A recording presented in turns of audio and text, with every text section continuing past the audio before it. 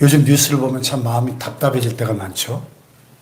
지구촌 한 구석에서는 끊임없이 폭탄이 터지고 죄 없는 무고한 사람들이 죽어가는 전쟁의 소식이 들려오고, 또 다른 쪽에서는 지구온난화로 인한 이상기후로 물난리다, 태풍이다, 또 폭설이다, 또 폭염이다, 지진이다. 아주 세상이 참 뒤숭숭합니다. 그래서 요즘 그 AI 혁명 시대가 활짝 열려서 세상은 지금 우리가 따라가기 버거울 정도로 무섭게 변하고 있습니다. 예. 제가 매주 목사님들에게 AI 강의를 하고 있는데, 오늘도 아침에 2시간 강의하고 왔는데, 이 AI의 발전 속도가 정말 놀랍습니다. 앞으로 3년, 5년 안에 엄청난 변화들이 이 지구촌에 일어날 겁니다. 우리 대한민국이 특별히 이 변화에 민감한 나라 아니에요? 전 세계에서 이 변화의 속도가 가장 빠른 나라 중에 하나가 우리 대한민국인데, 그래서 이 AI 시대에도 미국과 중국 다음 가는, 거의 중국과 2위 자리를 놓고 다툴 정도로 AI 기술이 지금 우리나라가 빠르게 발전하고 있습니다. 이제 뭐 우리 성도님들 대부분 은퇴하실 나이고 노후를 좀 편안하게 보내고 싶은데, 요즘 삼고시대, 치솟는 물가에 고물가에 고유가에 고환율에 참 만만치 않은 시대죠. 건강도 예전 같지 않고, 또 다 키워놓은 자식들 살아가는 모습을 보면 저마다 삶의 무게로 힘겨워하는 모습을 볼 때 밤잠을 설치시기도 할 겁니다. 오늘 방금 읽은 이 마태복음 24장 유명한 이 감람산 강화, 예수님께서 감람산에 딱 앉으셔가지고 예루살렘 성을 바라보면서 하신 강론, 설교, 종말론 강화라고도 하죠. 이 말씀은 오늘 이 말세를 살아가는 저와 여러분이 참 이렇게 흔들리고 이 불안한 세상 속에서 주님이 우리에게 들려주시는 명쾌한 해답이자 따뜻한 위로의 말씀인 것이죠. 여기 1절을 보시면 예수께서 성전에서 나와서 가실 때 제자들이 성전 건물들을 가리켜 보이려고 나왔다 그랬어요. 그 당시, 예수님 당시에 그 예루살렘 성전은 헤롯 성전이라고 불리는 참 제2성전, 스룹바벨 성전을 축축한 참 대단한 건물이었죠. 예수님 탄생할 당시에 예수님을 죽이려고 했던 그 헤롯 대왕, 그 헤롯 대왕이 본래 유대인이 아니고 에돔 족속 출신이었기 때문에 유대인들의 환심을 사기 위해서 BC 19년경부터 이 초라한 스룹바벨 제2성전을 어마어마하게 증축하기 시작했는데, 자그마치 46년 동안 증축한 엄청난 건물이었습니다. 흰 대리석으로 짓고, 그리고 지붕을 황금으로 덮은, 그래서 당시의 고대 세계에서 가장 아름답고 웅장한 건축물 중에 하나였다고 합니다. 우리가 이스라엘을 가보면 예루살렘에 지금 남아있는 그 서쪽 벽, 통곡의 벽, 그게 그 예루살렘 성전을 이렇게 감싸고 있던 남은 벽이에요. 2000년 된 벽이죠. 다 무너지고 서쪽 벽만 남았잖아요.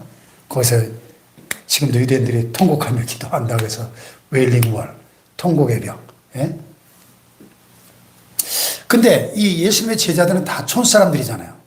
대부분 갈릴리 어부 출신들 아닙니까? 그러니까 이 화려한 또 웅장한 성전을 보면서 예수님께 자랑하듯이, 예수님 이 건물들 좀 보십시오. 참 대단하지 않습니까? 뭐 1000년, 2000년 가도 끝도 없을 것 같지 않습니까? 근데 예수님의 대답이 너무나 충격적인 거죠. 2절을 보세요. 시작. 대답하여 이르시되 내가 사실로 너에게 이르노니 돌아간다도 위로는 예. 예언이죠, 예언. 실제로 이 예언이 주 70년 로마의 티투스 장군에 의해서 문자 그대로 성취되죠. 예. 유대의 반란이 일어나고 그 반란을 진압하기 위해서 로마 황제가 티투스 장군을 토벌군으로 보내서 이 반란을 진압하면서 예루살렘 성을 겹겹이 포위해가지고 이 고사작전에 들어가서 결국 예루살렘 성이 함락되면서 예루살렘 성전이 불에 타죠. 이 성전이 불에 타 없어지면서 그 성전을 쌓았던 금덩어들이 막 녹아내리면서 이 돌틈으로 스며들었어요. 그러니까 이 로마 군인들이 그 돌틈에 스며든 그 금을 캐기 위해서 돌들을 다 뒤집어 깐 겁니다. 그래서 예수님의 이 예언이 문자 그대로 돌 하나도 돌리 남지 않고 다 무너뜨리리라는 이 예언이 성취가 된 거예요. 그래서 이 티투스 장군이 철저하게 예루살렘을 파괴시키면서 그날 100만 명이 죽었는데요. 유대인들이 100만 명이 학살을 당했는데 후대에 로마 제국의 위용을 보여주기 위해서 서쪽 벽만 파괴하지 않고 남겨놓은 거예요. 그게 통곡의 벽이 된 겁니다. 돌 하나도 돌 위에 남지 않고 다 무너뜨려지리라. 예수님의 예언이 그대로 성취된 거예요. 여러분, 이것이 오늘 우리에게 무엇을 의미할까요? 인간이 쌓아 올린 눈에 보이는 화려한 것들, 영원할 것처럼 보이는 그것들, 결국은 이렇게 다 무너진다는 사실을 우리는 기억해야 됩니다. 아멘. 할렐루야. 아멘. 존 맥아더 목사님께서 마태복음 강해 설교에서 이렇게 말씀하셨어요. 제자들은 성전 건물의 화려함에 눈이 멀어 영적인 부패를 보지 못했습니다. 주님은 눈에 보이는 물질적 성전의 파괴를 통해 인간의 어떤 종교적, 세속적 업적도 하나님의 심판 앞에서는 결코 안전할 수 없음을 선포하신 겁니다. 이렇게 설교하셨어요. 우리 인생도 마찬가지 아닙니까? 젊은 시절에 우리가 나름대로 다 나만의 예루살렘 성전을 짓기 위해서 고군분투하지 않았습니까? 남부럽지 않은 직장, 넉넉한 통장의 잔고, 또 아파트 평수, 또 자녀들의 성공, 그런 것들이 내 인생을 지켜줄 든든한 성전이라고 생각하지 않았습니까? 근데 우리가 이제 나이를 먹고 60대, 70대를 지나면서 깨닫게 됩니다. 아무리 우리가 철저하게 건강을 관리해도 육신은 다 병들고 연약해지고 생로병사, 태어나서 늙고 병들어 죽는 것이 인생이에요, 여러분. 네. 영원할 것 같았던 사회적인 지위도 인간 관계들도 언젠가는 다 내려놓아야 할 때가 온다는 것입니다. 돌 하나도 돌 위에 남지 않은 것처럼 허무함을 느낄 때가 있잖아요. 근데 여러분, 내가 의지해왔던 인생의 성전이 무너지는 것은 저주가 아닙니다. 오히려 썩어질 이 세상 것들이 무너져야 영원한 하나님의 나라가 보이기 시작하는 것입니다. 아멘. 할렐루야. 아멘. 이 세상의 성전이 흔들릴 때 우리는 비로소 결코 흔들리지 않는 만세반석이신 예수 그리스도를 온전히 붙잡게 되는 것이죠. 할렐루야. 우리가 부르는 찬송처럼 말이에요. 세상에 믿던 모든 것 무너질 그날 되어도 구주의 언약 믿사와 내 소망도 그리라. 주 나의 반석이시니 그 위에 내가 서리라. 그 위에 내가 서리라. 할렐루야. 아멘. 우리 주 예수 그리스도만이 영원한 만세반석이 되시는 줄로 믿습니다. 아멘. 네. 예수님의 이 충격적인 예언의 말씀을 듣고 제자들이 깜짝 놀라가지고 이제 3절에 보니까 예수께서 감람산 위에 앉으셨을 때 제자들이 조용히 와서 물어보잖아요. 우리에게 이르소서 어느 때 이런 일이 있겠사오며 또 주의 임하심과 세상 끝에는 무슨 징조가 있사오리까. 예. 지금 제자들은 사실 두 가지 전혀 다른 사건에 대한 질문을 하고 있는 건데 이 두 가지를 한 사건으로 이해했습니다. 이 당시에는.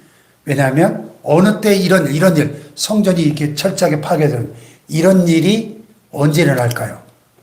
그때는 곧 주의 임하심과 세상 끝이, 성전이 그렇게 철저하게 파괴된다는 건 세상 끝이라고 제자들은 이해했던 거죠. 근데 우리는 알고 있습니다. 예루살렘의 멸망, 성전의 파괴와 이 주님의 재림으로 임하는 종말은 2000년 이상의 간극이 있다는 걸 우리는 알고 있죠. 근데 제자들이 이게 한 사건인 것으로 그렇게 이해했다는 거죠. 어쨌든 주님의 임하시는 그때, 즉 세상 끝날에 무슨 징조가 있겠습니까? 사인을 물은 거예요. 사인을. 그때 예수님께서 제일 먼저 4절에 보니까 너희가 사람의 미혹을 받지 않도록 주의하라. 사람의 미혹. 왜? 많은 사람이 내 이름으로 와서 이르되 나는 그리스도라 하여 많은 사람을 미혹하리라. 이미 우리는 그런 시대를 살고 있죠. 바로 이 옆 동네 신천지 마티아 집합본부가 있고, 주일날 예배 마치고 이렇게 차 운행하다 보면 거기서 와르르 젊은이들이 쏟아져 나면 얼마나 마음이 아픈지 몰라요. 그 새파란 젊은이들이 위에는 흰색, 아래는 까만색 전부 유니폼 입고 나오는 친구들은 다 그 친구들이에요. 얼마나 안타까운지 모르겠습니다. 많은 사람이 내 이름으로 와서 이르되 나는 그리스도라 하여 많은 사람을 미혹하리라.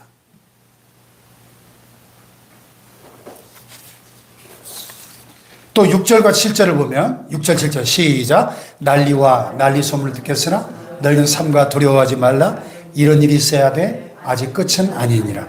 민족이 민족을, 나라가 나라를 대적하여 일어나겠고 곳곳에 기근과 지진이 있으리니. 예. 이 5절, 6절, 7절을 쭉 읽다 보면 이거 지금 완전히 우리가 살고 있는 시대네 하고 곧바로 이 국제정세와 우리가 연결시키고 싶은 마음이 들어요. 그런데요, 사실 종말론을 더 깊이 연구해 보면 이 마태복음 24장은 미니 요한계시록이라는 별명이 있어요. 미니 요한계시록입니다. 그래서 마태복음 24장은 요한계시록하고 짝이에요. 짝. 우리가 요한계시록 제가 2년 동안 2번 깊이 강의했는데, 여러분 요한계시록 4장 이후에 19장 예수님의 지상 재림, 천년왕국 새하늘 새 땅으로 이어지는 요 요한복음 6장부터 7인이 띄어지기 시작하면서 7년 대환란의 심판이 임하는 6장부터 18장까지의 그 내용은 마태복음 24장과 정확하게 짝을 이룹니다. 우리가 요한계시록 공부할 때 제가 다 도표로 설명을 드렸었는데요. 24장에 이 지금 5절, 6절, 7절 쭉 이어지는 구절들과 요한계시록의 그 7년 대환란의 예언들이 짝을 이루고 있어요. 네. 그래서 우리가 이걸 세대주의적 전천연설이라고 그러는데요. 세대주의적 전천연설 입장에서 보면 오늘 본문의 예언들은 사실은 이미 교회는 주님이 공중에 강림하셨고 우리 준비된 성도들은 들림을 받았어요. 교회는 이미 휴거가 되어졌습니다. 그리고 지금 이 땅에는 남겨진 유대인들과 들림받지 못한 세상 사람들이 7년 대환란의 때를 지나면서 겪게 될 일들을 지금 예수님이 여기서 예언하고 계신 거예요, 사실은. 그런데 동시에 이 7년 대환란의 그림자는 오늘날 이 교회 시대에, 우리는 지금 이 교회 시대의 끝자락을 살고 있거든요. 이 말세에 지만을 살아가는 저와 여러분에게도 이 대환란의 그림자는 진하게 드려지고 있어요. 그래서 여기 예수님 말씀처럼 난리와 난리 소문을 듣겠으나 민족이 민족을, 나라가 나라를 대적하여 일어나겠고 그랬죠? 정확하게 우크라이나와 러시아가 전쟁하는, 지금 5년째 전쟁하고 있죠. 하마스가 이스라엘을 막 기습해가지고 이스라엘 하마스 전쟁이 일어났었죠. 가자지고 또 미국과 이스라엘 이란을 공격해가지고 이란 전쟁이 지금 몇 달째입니까? 금방 끝날 줄 알았는데 벌써 석 달, 넉 달 아직도 안 끝나고 있죠. 예. 또 많은 전문가들이 시진핑이 대만을 침공할 준비를 다 지금 아주 이 대만 침공 훈련을 대놓고 하잖아요. 중국이. 언젠가 기회가 되면 침공하지 않을까요? 그리고 우리 한반도, 우리 살고 있는 이 대한민국도 언제 전쟁이 터져도 전혀 이상하지 않은 나라 중에 하나잖아요. 우리 한반도도. 예? 제가 어제 어떤 인터넷 뉴스를 보니까 김정은이가 북한군 이 전력의 육해 공군의 70%를 평양 이남, 평양과 휴전선 사이에 배치해 놓고 있대요. 전면전을 언제라도 김정은이 명령 하나면 전면전을 칠 준비를 지금 다 하고 있는 그런 나라에 우리가 지금 살고 있어요, 사실은.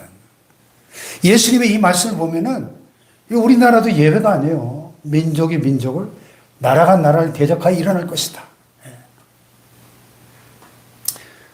거기다가 또 코로나에 요즘은 뭐 에볼라 바이러스가 아프리카에서 지금 심각하더군요.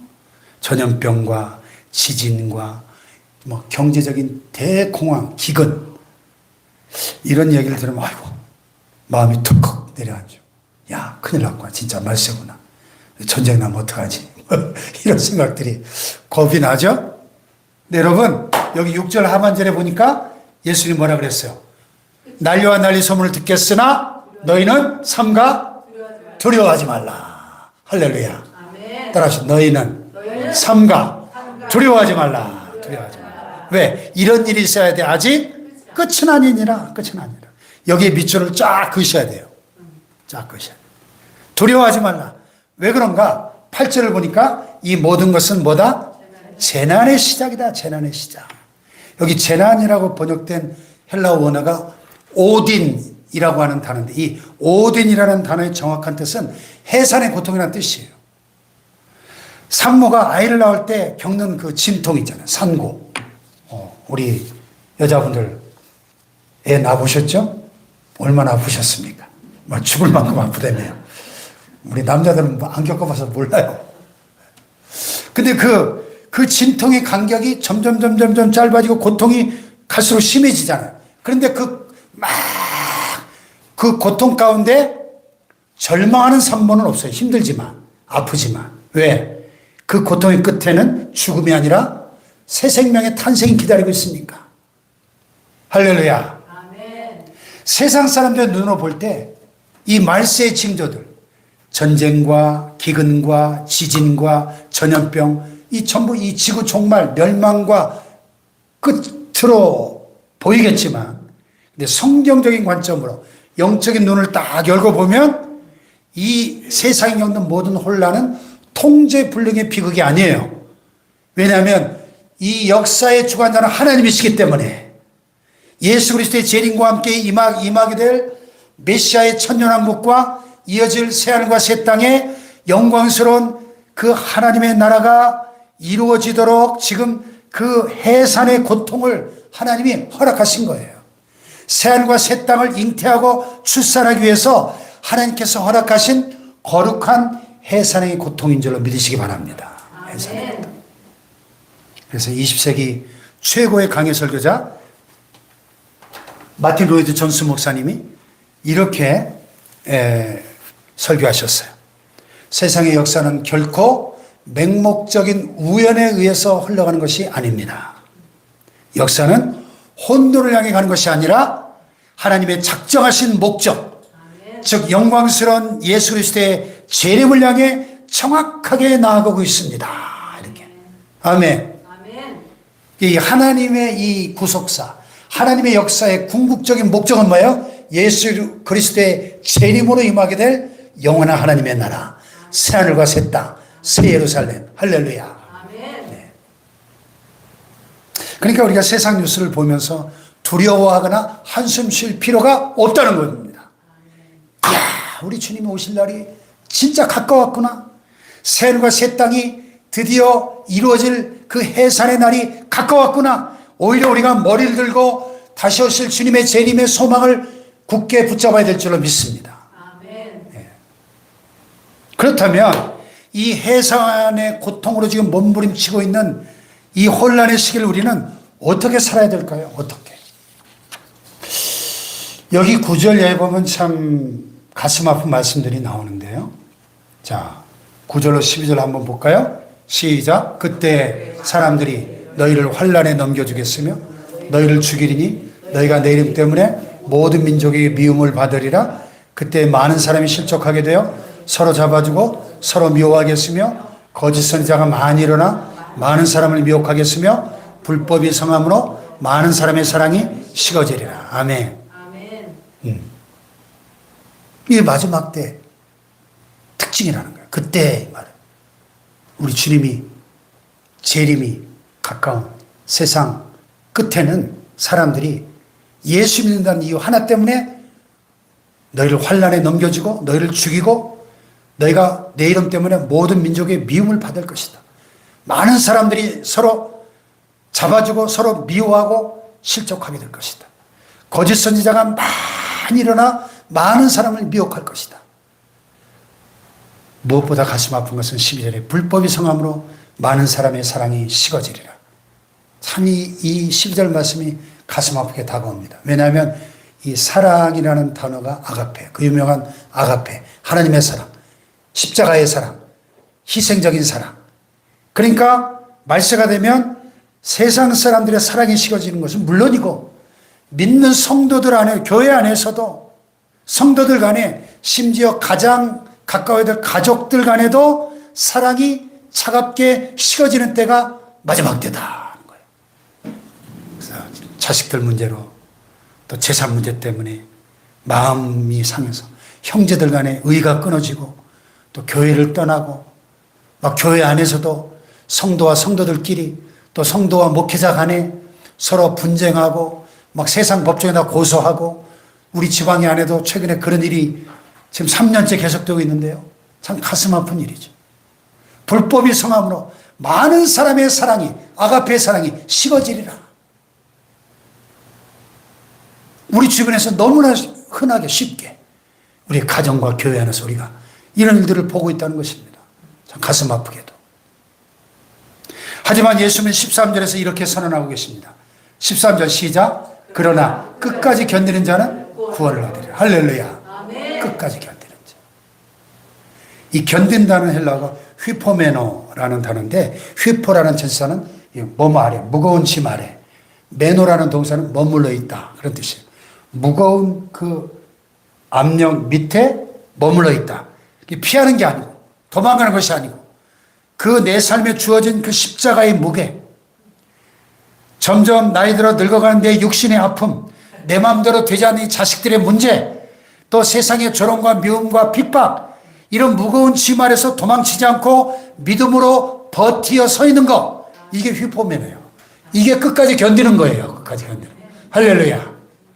이게 세상 마지막 때 우리 성도들에게 요구되는 한 가지 가장 중요한 덕목이 있다면 이 휘포모네, 끝까지 견디는 거예요. 다 같이 끝까지 견디는 자는 구원을 얻으리라. 끝까지 견뎌요. 끝까지. 견디는 더 이상 못 참아. 때려치면 안 되고 끝까지 견뎌야 돼. 끝까지. 자, 옆 사람을 축복하며 끝까지 견딥시다. 끝까지 견뎌야 돼. 끝까지. 중간에 나가 떨어지는 거는 그건 무효야. 무효. 끝까지 견뎌야 돼요. 끝까지. 혹시 여러분 가운데 아이고 내가 이 나이에 나이 들어서 몸도 아프고 힘도 없고 내가 교회에서 무슨 일을 할 수 있겠어? 어디서 많이 듣던 소리죠? 천만의 말씀이에요. 여러분, 아무도 알아주지 않아도 새벽마다 눈물로 자식들을 위해서 기도하는 그 자리, 몸이 아파도 이 예배의 자리를 지켜내는 그 모습, 남들이 다 자신만을 위해서 이기적으로 살아갈 때 묵묵히 이웃에게 김치 한 포기 나눠주면서 예수님의 사랑을 실천하는 그런 모습들이 바로 끝까지 견디는 말세 성도의 신앙인 거예요. 정말 신앙인 거예요. 할렐루야. 한국교회 영적 거장이셨던 오카는 목사님께서 로마서를 강의하면서 이렇게 외치셨어요. 여러분, 예수 믿고 가장 큰 기적이 무엇인지 아십니까? 병 고침 받는 것, 부자 되는 것 아닙니다. 예수를 믿고 환난과 고난 속에서도 내 영혼이 망가지지 않고 끝까지 예수님을 사랑하며 견뎌내는 것, 그것이 가장 위대한 기적입니다. 그래서 할렐루야. 환난과 고난 가운데도 망가지지 않고 내 영혼이 끝까지 예수님을 사랑하고 견뎌내는 것, 그것이 가장 위대한 기적이라는 거예요. 할렐루야. 자, 이제 마지막 14절을 보세요. 감람산 강화의 결론입니다. 14절 시작. 이 천국복음이 모든 민족에게 증언되기 위하여 온 세상에 전파되리니 그제야 끝이 오시고. 할렐루야. 예. 이 세상의 끝을 결정짓는 시계는 뭐냐? 미국이나 중국이나 뭐 이런 러시아 강대국들의 정치 논리나 경제 위기가 아니고 이 천국 복음이, 하나님 나라의 복음이 어떻게 해요? 모든 민족에게 증언되게 하여 온 세상에 전파되리니 그제야 끝이 오리라.